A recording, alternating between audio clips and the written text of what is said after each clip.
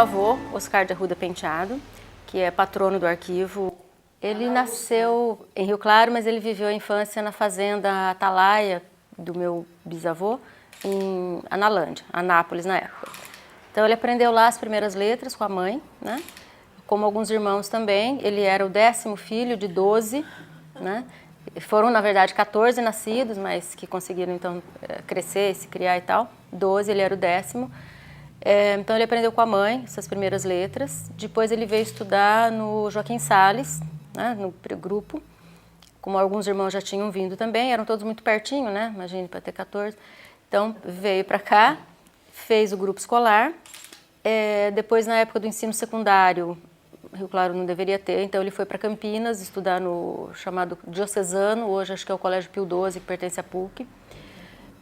Fez lá o secundário e mais ou menos acho que em 20, por aí, mais um pouco, ele foi para São Paulo fazer farmácia na Escola de Farmácia e Odontologia de São Paulo, que hoje pertence à USP, e fez então farmácia como 2 outros irmãos mais velhos já tinham feito, né? Então ele se formou em 25, com 23 anos, voltou para Rio Claro e teve a farmácia popular. E ficou 14 anos com essa farmácia popular.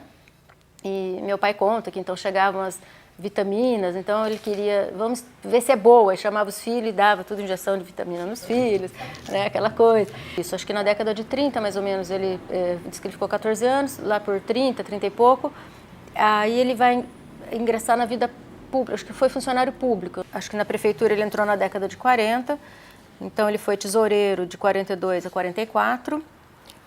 Na vida política ele ingressou como vereador em 48, ficou até 51, foi vice-presidente da Câmara. E em 51 ele tentou ser prefeito, mas não conseguiu. Quem ganhou foi Fausto Santo Mauro, né? Em 64 ele volta para a prefeitura, agora sim, então, para exercer as funções de encarregado do arquivo e patrimônio histórico do município, nas funções de chefe da lançadoria e cadastro fiscal e chefe da divisão do patrimônio histórico e arquivo municipal, onde ele ficou até 73. Então ele foi trabalhar como organizador do arquivo, recolhendo todos os documentos que ele achasse e organizando tudo isso. Então foi o começo, eu acho, né, do arquivo de Rio Claro.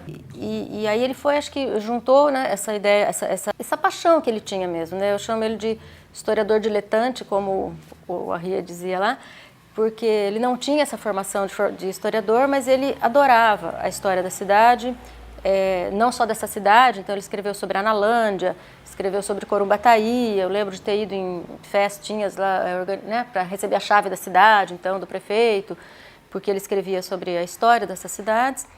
E de Rio Claro, então, nem se fala, né? Escreveu um monte de histórias aqui. Ele foi chamado na gestão do Dr. Augusto Schmidt para organizar o arquivo, e foi um gesto de muita visão da prefeitura, né? Porque ele era um homem que tinha esse desejo de preservar e tinha essa habilidade, talvez, né? De ir coligindo esses documentos e escrevendo, muita coisa de memória também. E sempre foi o primeiro passo para que se organizasse, então, essa história da cidade. E na gestão do Perim, ele continuou, foi mantido lá, e isso só fez crescer.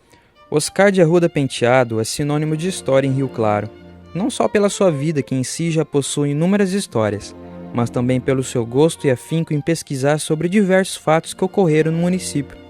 Conhecimento este que foi bastante adquirido durante o tempo que trabalhou na chefia do Arquivo e Patrimônio da Prefeitura. Oscar faleceu em 1993, aos 91 anos de idade. Após sua morte, foi homenageado pelo então prefeito Dermerval da Fonseca Nevoeiro Júnior, por meio da Lei Municipal nº 2540, de 26 de março de 1993, de autoria do vereador Sérgio Carnevale, que denomina Oscar de Arruda Penteado como patrono do Arquivo Público Histórico do município de Rio Claro, na época situado no prédio onde hoje está instalado o Casarão da Cultura. Desde 2004, o arquivo encontra-se no Núcleo Administrativo Municipal, o NAM, situado na Rua 6, número 3265, no Alto de Santana.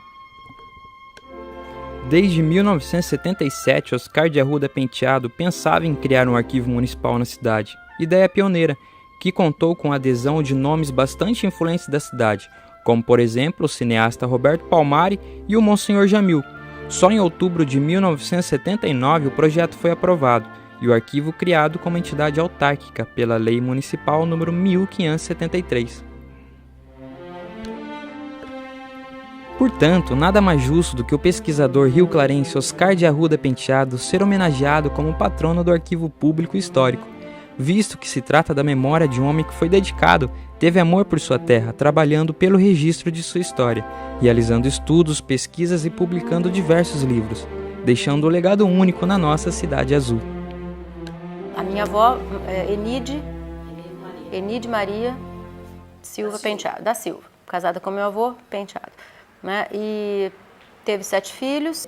Eu acho bem interessante ver isso, assim, tanto da família do meu avô quanto ela, que era filha única, mas os irmãos, os primos, são todas pessoas que estudaram, né? O que não era comum nessa década, porque os irmãos dele, nascidos em 1800 e pouco, 1880 e tantos, então todos tinham uma formação. Então 3 eram farmacêuticos, que vieram antes dele, acho que até por isso ele seguiu essa profissão.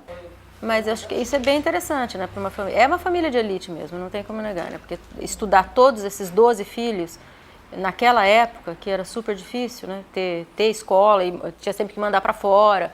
Mas, assim, todos acabaram estudando, isso é uma coisa rara também. Tanto que um dos irmãos dele, acho que é o terceiro, é o Irineu Penteado, que é nome também na escola, que é o terceiro grupo escolar. Esse foi prefeito, acho que na década de 20 e 30, ou 20, por aí, e depois ele foi deputado pelo PRP, deputado estadual. Então, assim, era por ser essa elite então, cultural e econômica, acho que faz sentido também que fosse bastante ativa na cidade, nesse sentido, né? Então, eram figuras, né, marcantes, porque tinham que ser, né, afinal de contas também. Tinham responsabilidade pela cidade, né? Acho que eu não falei que ele participou também da Revolução Constitucionalista, né? Em 32 ele combateu então em São Paulo, né? Na Revolução Constitucionalista, era no posto de 2º sargento da formação de saúde do Batalhão de Engenharia em operações de guerra do setor sul do estado. E ele ganhou essa medalha, que infelizmente o cupim comeu um pedaço, mas do MMDC. Enfim, ele ganhava muitas comendas, né? Como esse aqui da Ordem Nacional dos Bandeirantes também. Ele era membro do Instituto Nacional Geográfico, né? Ele foi conselheiro aqui do Museu Pedagógico, do Eduardo Bueno da Veiga, Amador Bueno da Veiga. Então, ele foi sendo reconhecido também, né? Então, meu avô, lembro dele sempre muito no escritório da casa dele, rodeado pelos livros de farmácia, que ele foi farmacêutico de profissão, livros até estrangeiros, né, com aquelas lombadas de couro e com os nomes em dourado escritos, e muitos livros de história do mundo, história geral, história do Brasil e tudo mais, e sempre escrevendo. Quando ele não estava lá, que a gente chegava para visitá-lo logo após o almoço, ele estava sentado na cadeira de balanço, aquela, que eu trouxe, também fiz questão de trazer para cá, descansando um pouquinho, com as mãos assim, balançando, né? Eram esses lugares que eu mais o via dentro de casa. Não, e tinha também uma oficina, uma garagem no fundo da casa, em que ele tinha muitas ferramentas, torno, limas, coisas, e ele fazia concertos. Péssimos, mas ele adorava. Então, cabo de panela. Eu até fui ver se esse bibelô tinha algum que tinha sobrado, que era o bibelô que ele quebrou a cabeça e ele consertou com um colar de durepoxi. Imagina, ficou lindo, mas consertou. Então, ele adorava fazer esses concertos, então era lá também que ele era muito visto em casa. E eu lembro dele muito também andando na rua, sempre de chapéu, suspensório, mão para trás, terno. Andando compassadamente, né? Ele, desde que eu conheci, ele não dirigia mais. Quando ele fez 60 anos, ele parou de dirigir. Ele sempre teve carro desde muito cedo e tudo, mas ele achou que devia parar, então ele andava muito a pé. Vinha para cá, pelo centro e tudo mais. E eu lembro dele assim, era um homem sério, mas ele era bem-humorado. Ele contava uns casos engraçados, mas quem o via assim, ele era sempre muito compenetrado, muito sério. E era um homem também daquele tempo que a palavra empenhada era a palavra dada. Então, a cada Copa do Mundo ele trocava de televisão. Aí chegou um ano então mais, né? Quando ele já mais velho, foi trocar por uma copa e foi comprar na loja e ia pagar, não, quer pagar a prestação, já era a época daqueles crediários, 1000 papéis para preencher, e não, então eu vou comprar em 2 vezes, sei lá. Ah, então eu preciso desse documento, daquele documento, outro documento. Aí ele falou, não, peraí. Eu sou do tempo que um homem dava palavra, então eu não quero mais comprar. Tirou, pôs o chapéu na cabeça e foi embora, né? Então eu não quis mais comprar televisão. Então ele era um homem com esses princípios, assim, né? Tradicional, né? Muito tradicional. Assim, eu achava encantador ver ele escrevendo esses livros e ele sempre tinha uma dedicatória para cada neto, então eu tenho os meus, né?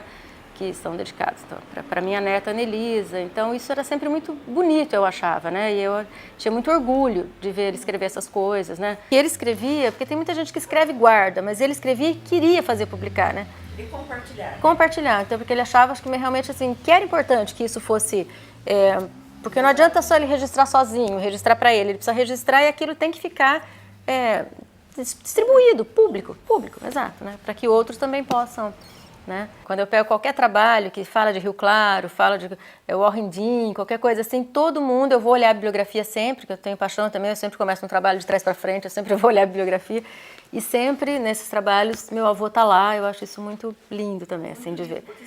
Moraram a vida inteira, que eu me lembre, na Rua 1, na vida inteira minha, em frente à estação ali, né? Pegado ao posto, na Avenida 7. Casa, que quando passava o trem era casa de porão, então tremia todas as cristaleiras que o trem passava. E, então, minha vida inteira foi lá, era onde tinha essa famosa oficina em que ele mexia em tudo, né? E ele tinha uma saúde muito, muito boa. Eu nunca lembro de ter visto meu avô doente. Mas aí já com 90 e poucos, 89, aí não tem como, né? A pessoa vai debilitando, né? E daí ele acabou indo morar com a tia Margarida. E lá ele veio a falecer. Acho que de velhice, alguma coisa, não foi nenhuma doença que o deixou acamado, internado. Então teve uma época que ele fotografava, participava de concursos, então punha os filhos para fazer de modelo, tem meu pai lendo uma carta, ele descendo de um trem, ganhou muitos concursos. E ele tinha álbuns assim de fotos que às vezes não eram dele, mas era assim, um cartão postal do Jardim Público, no ano tal e depois o outro. Então ele gostava de pôr também assim, como estava e como ficou. Então ele guardava muito disso também, então, sabe? E aí como ele também teve essa vivência de farmácia, então era sempre assim, eu lembro muito do meu pai é muito estabanado, é coisa de penteado isso. Aí ele, quando ele se machucar, alguém machucava, meu pai machucava, ficava aquele sangue debaixo da unha. Eu vou lá no seu vô que ele vai resolver. Ele pegava uma broca dessa oficina, a mais fina que tinha, e furava a unha para tirar o sangue, né? Pai, não, eu vou lá, o vô resolve tudo isso, estrepe na mão, o vô vai lá e Só que ele tinha essa prática, né? Então eu confiava, mas quer dizer, tudo com ferramentas completamente diferentes, mas enfim. Quando eu comecei, quer dizer, eu sou formada em letras, mas minha segunda opção era história e hoje eu acho que talvez teria sido bom se eu tivesse entrado na segunda e não na primeira, que eu acho que teria feito um outro tipo de carreira, mas enfim, quando eu percebi que isso era realmente importante, eu me encaminhei para a história da educação, então eu fiquei, né, na minha área, mas consegui mexer na história e eu nunca tinha trabalhado em arquivo também. No meu trabalho eu precisei entrar num arquivo e eu também fiquei apaixonada por esse trabalho, assim. Tudo que você quer pegar, você começa a querer pegar tudo, né? Uma coisa assim maluca. E aí eu gosto de pensar que eu herdei isso dele, né? Assim, por menos que nós tivéssemos nunca conversado sobre isso, mas é uma coisa que acho que você aprende pelo exemplo, né? Então não preciso nem falar. Era de tanto vê-lo fazendo, de ver os seus livros e eu fui tomando essa paixão.